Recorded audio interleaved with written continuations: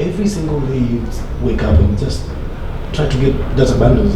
But a big percentage of these youths use the bundles just for their own use, for social media, for WhatsApp and Instagram and Twitter.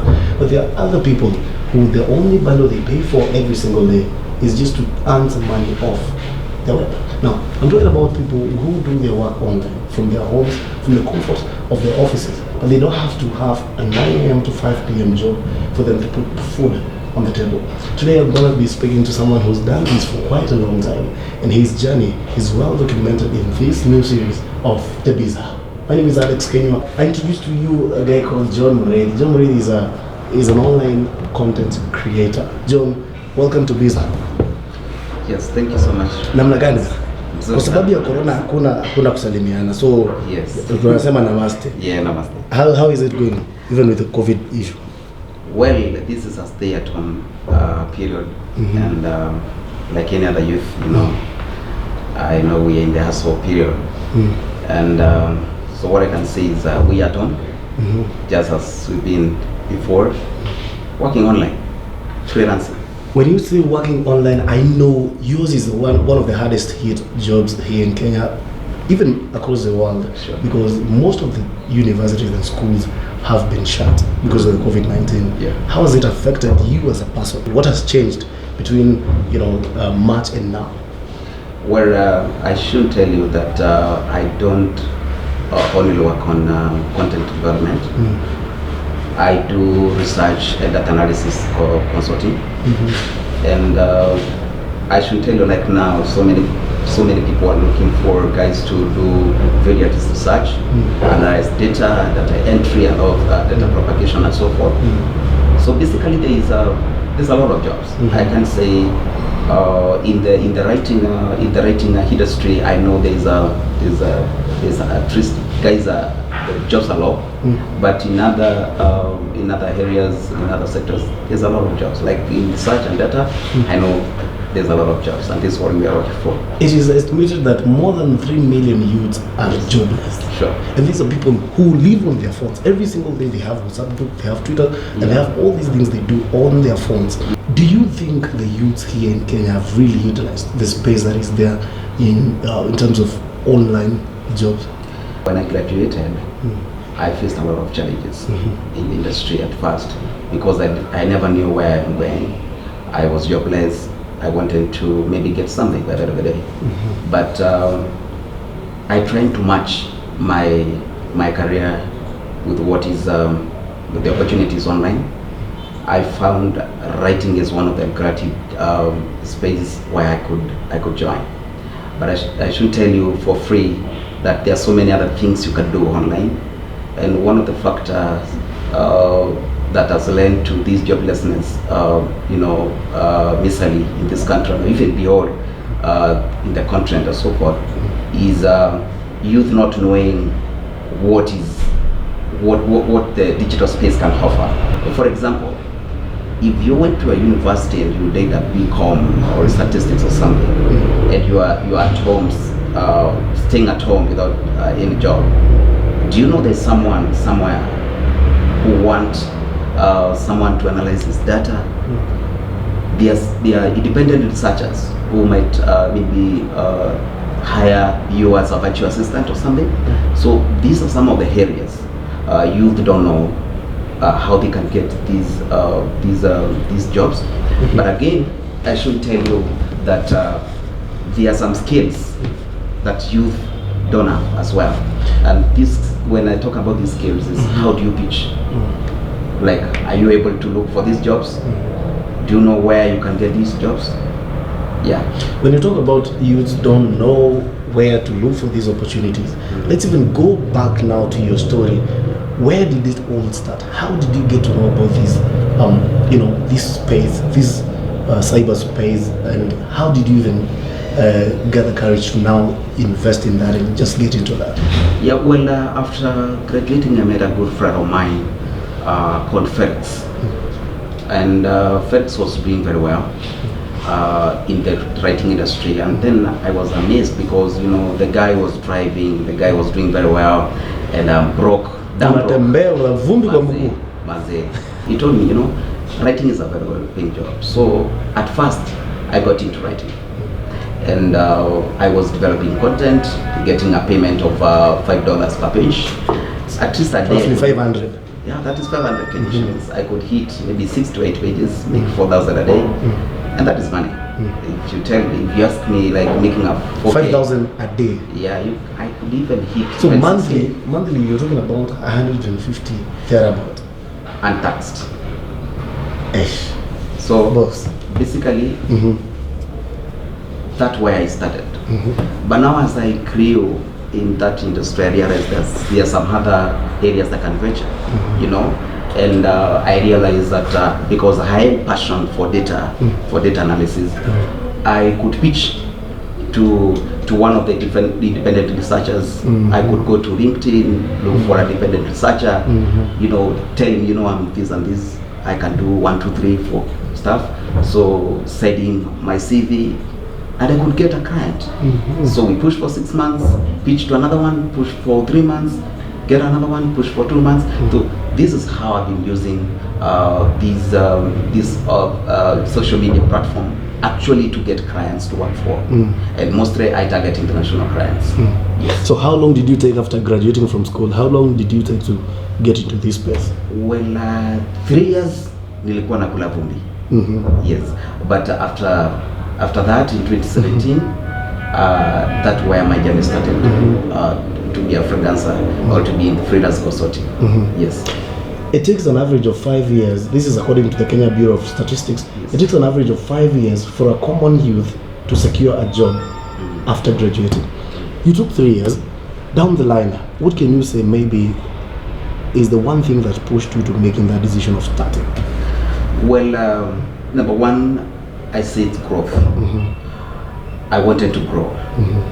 I had to look for ways to survive because in Kenya today, joblessness misali is like, you know, it's a big problem. It's a big crisis. So I had to look for ways to survive. So, and me getting into freelance, it was just a try. I shouldn't say it was just a try. I wanted to try if this is going to work, if the freelancing is going to work. But really it worked. But it needs a lot of hard work and also consistency. Because let's say, for example, if you are doing data entry and someone give you a workload for 24 hours and the workload you will never get even a single hour to sleep, then it means you must work very hard. In 24 hours, deny yourself a sleep. Yeah, so it's hard work is really you know, an important thing to look for when you want to join freelancing. There is a youth out there listening to you right now, and they want to start, they want to join. Give us the 3 most important things that you're supposed to have for you to start this. Number 1, skills. When you talk about skills, what kind of skills? Yes. Are they communication skills? Are they, you know, say advertising skills? What kind of skills will help that one person, that youth, to stand out from the rest of the masses? Well, for online working, first of all, you need to know what you want to do, because there is wide variety of jobs online. So if you want to be a writer, of course, you need to have writing skills, formats, and so forth. If you are you want to be a data analyst, you need to be versed with so many softwares. So number 1, you need to learn softwares like SPSS, Startup, Python, eViews, all those. So if you want to be a programmer, of course, you need to maybe know these programming languages. Some coding language. Yeah. So basically, number 1, you need skill. Number 2, you need to know the platform where you can get a client. Because you will, for example, I will talk about Upwork. Upwork is one of the most paying platform, as we say. But how do you start? Where do you start? So you need to know how you grow your portfolio for a client at least to hire you. So having skills, knowing the right platform, then I think that you are good to go. And some internet connection. And some internet connection. Of course, you need a computer and internet connection. Yes. In few words, how can you describe your journey in terms of where you started and where you are now? Well, for you to grow in the business, because currently I own a startup called TEQ VILLAGE. And in TEQ VILLAGE, what we do is we give services that will make you relevant in the digital space. For example, the economy is moving to the digital space. So like if you want to have a startup, today you will need a website, you will need content, you will need a blogger or blogs to, a blogger to do blogs for your products. So what we do as TEQ VILLAGE is we will design a website for you. Then we will market for you because we have marketers, online marketers. We will also blog for your product. So I can say for the last 4 or 5 years, I have seen some growth because I've been able also to shift from one sector to another. Like for example, this COVID has affected so many things. So now like writing jobs have gone so down. So you're able to shift to something else. So what I can say is my journey has been a growth journey because I've been trying to solve some of the problems. I've been training youth, and that is one of the problems I've been trying to solve. So now, doing that, I've seen some growth in me, and also in terms of business as well. A writer, if you are a starter, you can make about 2 to 3 pages a day. That is about 1,500. Let's say you are talking of a conversion of 45K a month. So, and if you grow, you are able to write to about 10 pages a day. So that is a conversion of 5K per day.